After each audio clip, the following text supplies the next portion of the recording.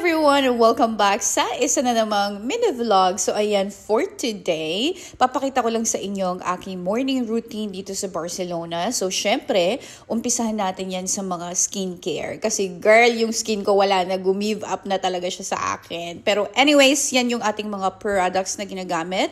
At pagkatapos yan, syempre, hindi natin pwedeng skip ang kape. Kasi girl, ito talaga yung nagbibigay ng energy sa akin. Kung walang kape, nako, wala na.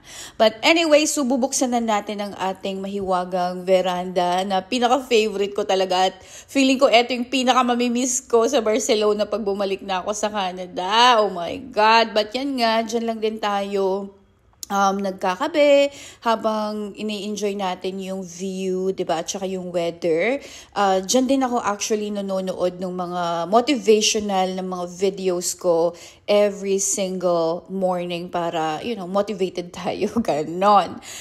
But diyan din ako nag-i-edit ng mga videos, ganon, para sa ating social media.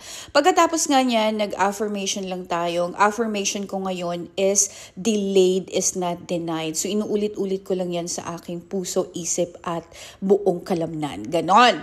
And yung isa sa mga pinaka-importanting parts ng aking morning is ang meditation. So iba-iba yung type of meditation na ginagawa ko every single day. For now, it's mainly about happiness, self-love, ganon. So ito lang yung part nung isa sa mga affirmations na ginagawa ko. So papakita ko siya sa inyo. As you visualize yourself, mentally repeat these phrases. May I be happy. So, after that, ayan nga, nag-edit pa ulit ako ng mga contents sa social media. So, pag hindi nyo pa ako i-follow, parang awan nyo na i-follow nyo na ako.